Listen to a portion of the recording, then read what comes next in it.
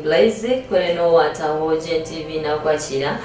And we are still moving on with the press review. To create television on Brazil though I'm getting you this online. So what is happening in Uganda and outside Uganda. And in a very special way, I want to encourage you to come and worship with us at King of Kings for lunch hours, beginning from midday up to 2 p.m.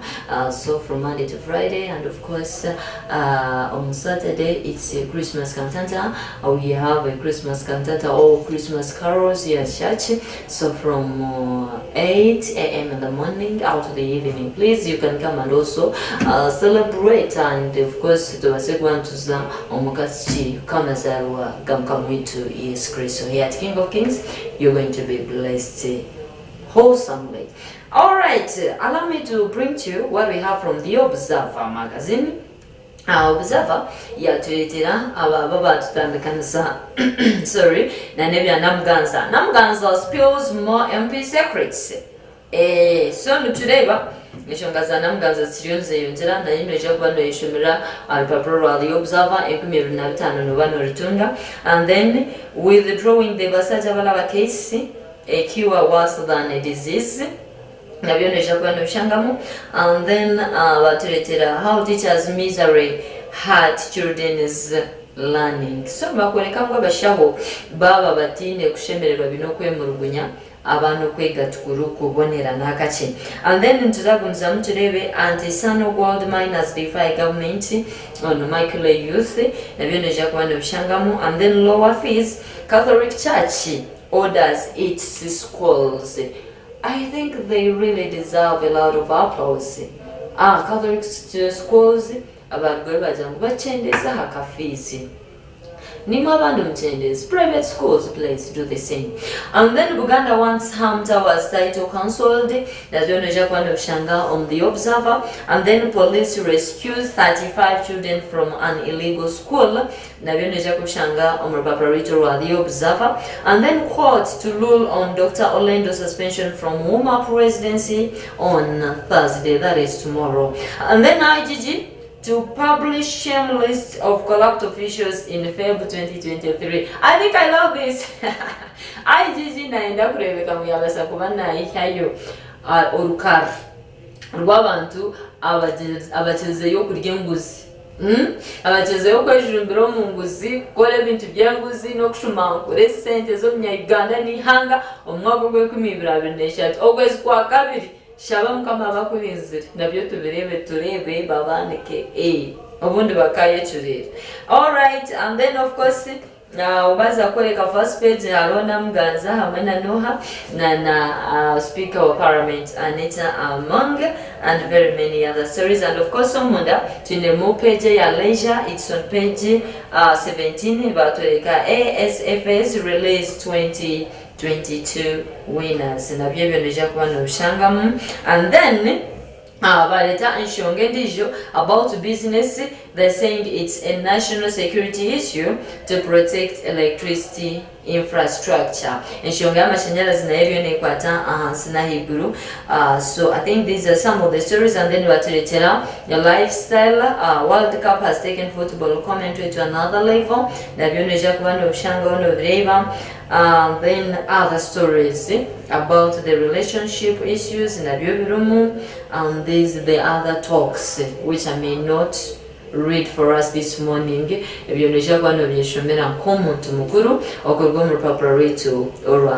Observer magazine. So this is what we had from the press review. Ningo Mission Paprazitum Ezamakoro. Ntarukisha wide nituzanjende straight on Kashosheketu Agali Current Affairs. Of course, we have a lot in the store. Nijabano Nchiliza, Nutandechira, Omihanga Gitu, Edia Uganda, Kanditandechira, Omorembo Ritu, or Wamba.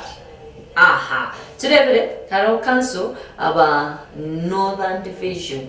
So kanseri jireyo bagira ngo bijya kuba bagambo kubatunjire ebyapa chitaka nomanya netureba division zone z'umishonga z'amataka and of course ntureba abaturani barwana manya no shanga icyapa cyitaka manya rwobinje manya koranuria manya makenke so barigero babasa kubandi bagambira tumbije kubandi batunga ibyapa bitakemwe ebyabantu bariyo bahura nibetenga omubwire buce so they're working on resolving that issue ya land titles. Let's see okobyenze kanso yambarra North Division erizoba yashara mungu lyaza kube 2015 lyoko kubanze 2023 baraza kwa babwine chapa chitaka lya kanywa eriri kushango mu muruka gwa kakoma omulimbarara city onita keri nirimwa hamataka ashatu agabire nigaza kwibwa hariho nedya cyagwa Buganda bamwe habakachiko ka kanso bagira ngo balenda babanze betegereze no hamukama wemiti abo kuba wajibye iri muko muntu akahenda mateka hakubita keri nedya kanso. I don't want to divert from that resolution by the council, only to say that I want to commit to the town clerk and us as council, because this is council land, not an individual land. May I now call upon the town clerk to make sure that one, we establish the owners of those perennial crops, because if there are trees there and we are planning to have livestock market in Harwe, then let's use those trees and we shall here be a starting point. But I was also guided, even the mayor, that since we are planning to have a demonstration farm there, some of the crops might remain. So I think the onus is on us to establish what remains and what goes away. But as a matter of fact, we are getting a land title very soon. I told someone that by 15th January, I think we shall have gotten the land title. But based on the available information, I think it's now time for us as council to act. And then act is umwe mu ba councillors yagira ngo bateho mulingo ogubako basa kurunda mwe sente zo kongeraho itaka. It is not good to pass a resolution that is going to be hard to implement. Maybe if you can propose for a supplementary that when we realize more funds, we go ahead and buy that. Alright, so and we really want to appreciate those members for they're doing great. And of course how we wish and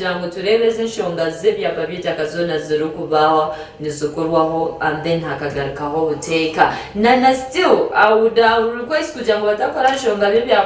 kaneje mshangalo kweli mkote ya mata eje rukutwara bwire buringwa mnonga nkabasigwa kinaho ababya abokoro muryebyo babasa kubana barengo bakora nshonga yitaka chao omuntu nazamshango gwitaka na hakana na kaninge charo oshango muntu yakura yabo muzeyi abatabanu ba taking over bazanshonga yemshango yitaka bargaha bijukuro shango mujukuriza ari nagambere itaka shwenkuriza kabaro nawe na Rwanda omushango gushituro mukode please rekeche emshango yitakera kweko kandi muza petition zo bururu mukayikana muzukora ho mukaronda na bajaji bakazamba kakora ho bukaho ebyitaka byo nibyo bitakubasakoraho. You think about it. Anyway, talk mzamu tuzakuza still direba bembezwitu direba gamba ahanshonga yogwete seminyeto emitwene mtwalize anobenda michwechi nomza kutwaza mota what exactly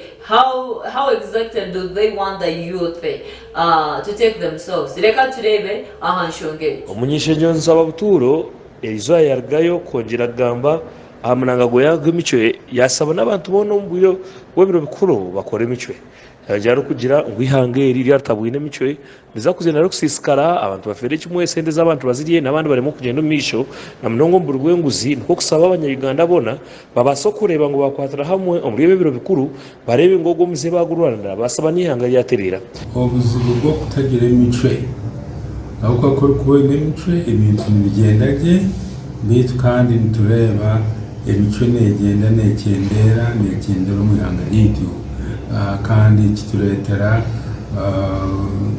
ibintu bingi byo kureba kubasa kuturetera Uganda yitu Tawana mwecho kureberaho titwakitiye n'abantu twakitiye n'abebembezi turikwenda gukora turikwenda kukozesa amazima turi kufuka abantu turikwenda ku abantu ekitinisa we yagira ngo biyona eruptega isi yankeri nko kureba abantu kufero mu muhanda abantu kwita abagenzi babo bigira gw'imicwe batatiro mbana n'abantu bakuru kugena mbebwa basomesibwe mukugamba nawe yagenda misha kusobora kugira byasaba abanyarwanda bona barebe ngo bana bakore kintu barebe ngo kizimbi hangeri kandi kuzomisho no kureka ibintu bitakuzomisho turikwenda okureba ngo ebituri gukora byakorwa mu murengo gw'ikire ebyo abantu bakikoye ngweno ekintu ekyo nicyo kiri kureta umuntu kurugaya kiba esente zakubera niziyamba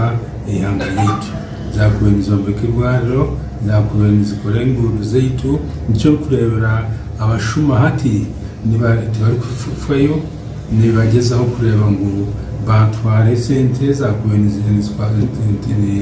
niziyamba ihanga yona kandi ekyo twikirize ngo tugumizemo tutite n'imico itariho ihangane za kusisikara ihangari yitu niza kubamwa akavuyo ka transparency security neza kusisikara ihangari yitu niza kuguma retain amani abo kuba ubugege twakubere tukozesa kutunga amani ukurangwa ibintu byona byabonera engudo amarwaro amashomero bikicona twaba tukirize ngo uruno rutaro twine urwo kubanisa imico okugendera mu ihanga ryitu aho nituza gusisikana kimwe saba abaturage tusobora kutugira mu cyenda munonga buhyomwe akwate kandi buri umwe asomese barebe ngo kundi ihangari yabo cyabazo mitima yabo kiza kumara usumanguze nabyo nebibembaho bitwehe aba GNTV. All right. Thank you so much. Tweheyo Ronald. I think nishonga nguru kugira ngo abana batandike ko game yo ku ruganzi. Wikahiguru kugira ngo babanjira position zo bwebembezi. Kandi bataka hendero mbehome ninga kunyangaliza abantu ababatire omugwebembezo we. Thank you so much. Minister Sabauturo na nabandi abasakuba mbarga yobaka so much concerned about this. Nyono basakutwara responsibility ejo barebe ngo umwana wa mukuzaje akaza bakinika gacere kabise. Twakumzamu umushenjeri turi ya Uganda ba MPs bagire bayireko bitashemererwa abantu abarugireyo ningwa okwiba kwa bintu by'amashanyarazi okukiriyo kweyongera mu Uganda babira binjini bibaza waya manyaki electric cables enchi hatu turareba bagira ngo abantu batandikire kushare ibikondo by'amashanyarazi no kubyiba bakabitwara reka turebe okubagambira nshongejo abanyishengera abakazi baragaye kujumirira umuzo kugenda ngo erecho mu ihangeri obwo kutema ebikondo by'amashanyarazi aho kutora amashanyarazi mu biceka bingi ebiceka bingi mu Uganda na munonga bishemye mu Ruwera n'ahandi byorekiro ngo abantu bingi bagenzi batema ibikondo by'amashanyarazi kireta amashanyarazi butatambulana no kusanyaza imirimo y'abantu bihaye cyo kureberaho batureke cyo kureberaho icy'abantu abawine dereza mate na nabandi abokora amashanyarazi nk'abasaruna nabandi n'amaduka mingi kosa za fridge agubajya ngo ibintu byona bigenze mbifa konka batakaya na projects ziruho za government ziyatireho kandi abantu nyabuntu bagenda bazesisa. For example owituku mpaha abantu nibisha bateme bikombe by'amashanyarazi babitwara ningira mbambaza kubikora mwengo no kubishatura mwengo kuzo kutekeza waya bashara bazicwa project ne y'abantu kandi ne yanyu yo kubaya so tukora imushisha manyongo nimo mukubana mwesisira abo kubita tukozira gwitu ogutushemereye gukora amashanyarazi twagareta garebekaho hati muri yo mwesisira yomwe mukurikize muri kazaramwe nimureba enshonga yo kushangana batema ibikondo by'amashanyarazi. Iki ni ikintu kiri kukwata Uganda yona n'ikintu cyo bushobe abo kuba izine sente zo muhi wo mushoro umuntu nocurama hakikondo cy'amashanyarazi ubitema kandi biri kusupplying abantu benshi mwebwa ngo baza kubigariraho izo nazo sente zindi and ikindi kiri kusinga ukushobera abantu kutebuza ubugwire ubumukutema nk'ibyo bikondo business z'abantu zifa ushanga bemerire abamwe bineza kura zirimo amate bine bintu biri kufaha amashanyarazi gagatariho abantu abo kutema ibikondo mbasa kubatina kumanya aha bwakibo kubikora konka binji mbatekateka uri abantu badakwendeza ihangeri abanyishenje basigaye bagira ngo baheza kwata yo muntu bafuna bakore kibasa kusomesa abandi ngo kibakora kigwire basaraho no kugira ngo umuntu we nakore ibintu natakwendeza ihangariye kandi umukimanye ngo nimwiyo mushishe sente zanyu abo kuba nimwe mukuherezo mushoro ogukuretezo ebintu ebyo okureta services ezo so kumukwa mushoro gwanyu mwagaruka twatandika gukora services mwazishisha nimwe mumbani mwafa kabiri nk'amakara nabwo cyo nabashaba murebe ngo umuntu nkogwe wamukwata muri reporting ngo bamateka babase kumukoraho kamateka ugakurangira ahabo kuba ico ni kintu cyugwire kandi kibi munonga government echere kujumira twakwata kurunje umuntu nakoresha beje yo kutema ebikondo kushara waya z'amashanyarazi ubwo ntuje kumusibira hano so nishaba abamenyi b'amateka abu bari kwemanya definitely bari kugaha umunsi zindi mu bije kuteme ibikondo n'abantu bitu abatarumu ubwo mutekate cy'abantu bitu bagenzi bitu abene business y'amashanyarazi mu maka ushanga amarwaro bitu abakaze n'abazara definitely n'ibintu bingi ebiri kutuyamba aha marwaro twasine amashanyarazi heine ukututakubasa kuba especially amarwaro bitu kuranyinga bene ngaruka shaba security ni nyesigango ubuzima ihangara kutwatsa tukakwata yo muntu umwe akabice kureberaho mu rubona abo kuba igini issue serious istashimeye gutwara for granted especially leaders kugira ngo umuntu wena abo mu serikali tureke kugira ngo igini issue ya police wagwa muntu ari kutema ikikondo immediately informing police informing abantu ba security abari hihinewe kugira ngo twabasa kurwana so muzogo ebe responsibility y'umuntu wena umunya Uganda abo kuba twe namtufe bajagumba marubwire bwingi bakusaba government ngo kore ibyo bintu ko bakibikora abantu babishisha ebyo nambimbi yashakubi ditwe Ronald abo GNTV aha pari nanga tweheyo Ronald so I think wahura ezo nshonga nkuru twisha byentambura and of course ngoko wawarebere General Gatumba ajire basakubana hereza guidelines uko abantu bashimira kubantu bakorese ngoto okutara nongo mbere bya Christmas kugira ngo abase kubantu bagomuzamo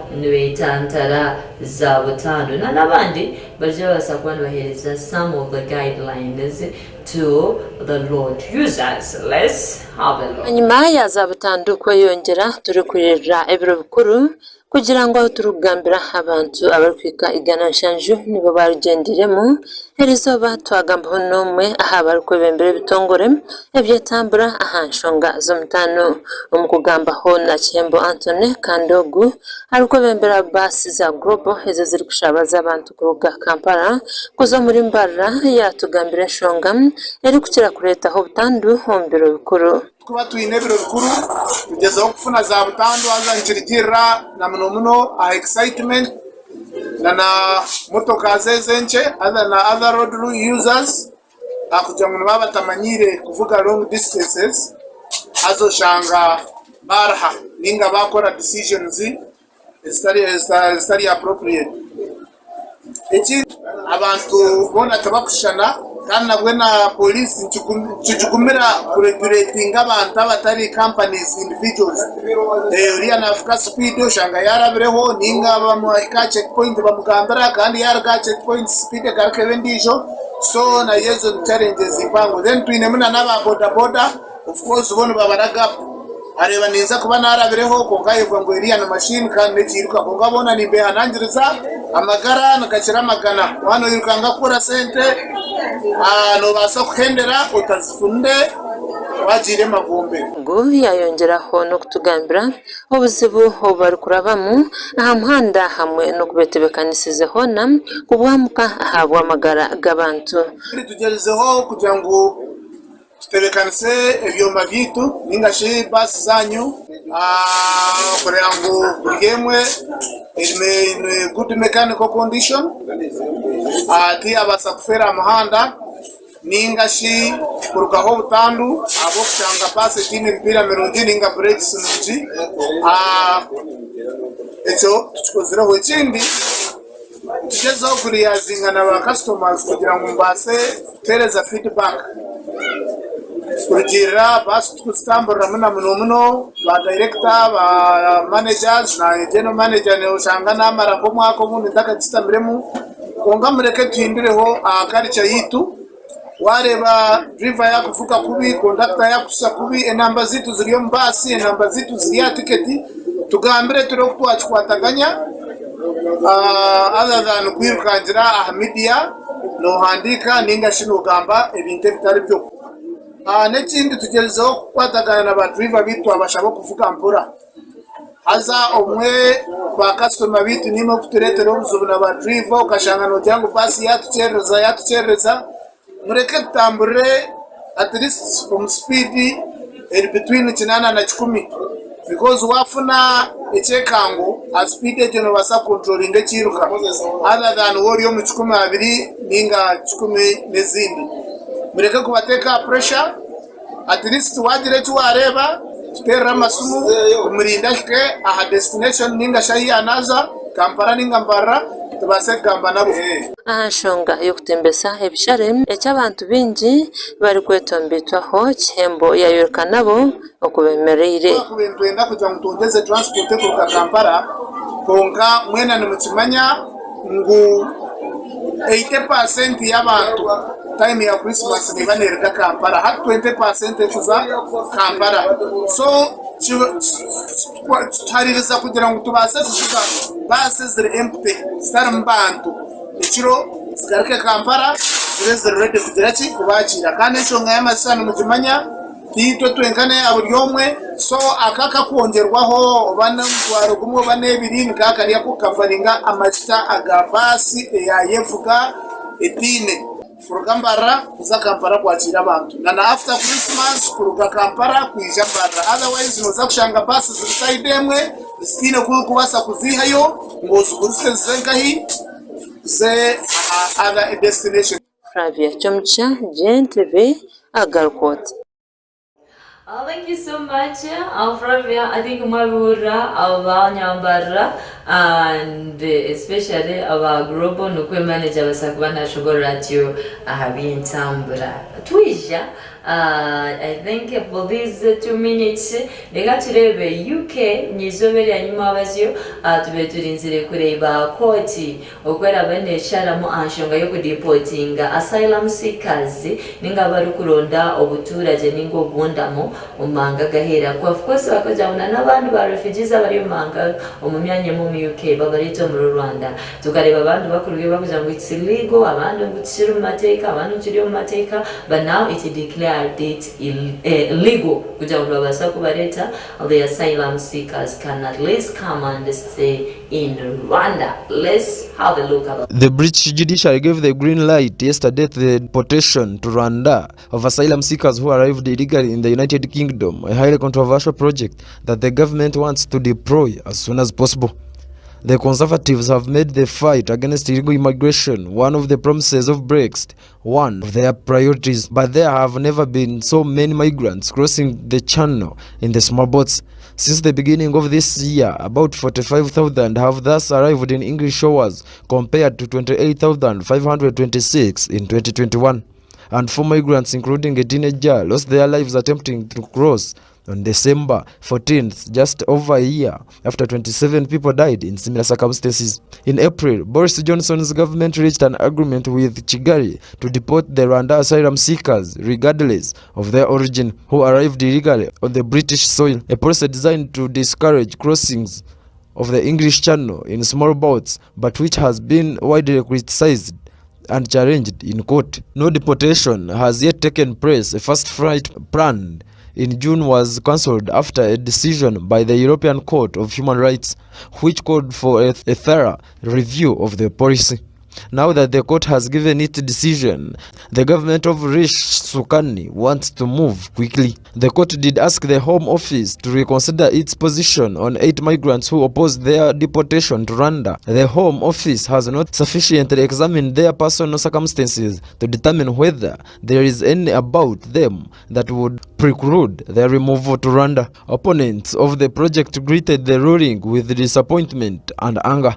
Among the organizations that brought the lawsuit was Calais, whose founder Claire Moselle expressed her determination that no refugee should be forcibly deported to Rwanda. The organization, like Detention Action, plans to appeal the decision. Paul O'Connor, representing the Civil Servants Union (PCS), say the government's plan remains morally reprehensible and totally inhuman, and that an appeal should be seriously considered. The Refugee Council slammed the cruel policy of treating people seeking safety as human commodities as damaging to the UK's reputation as a country of human rights. The Labour opposition called the plan unworkable, unethical, and prohibitively expensive.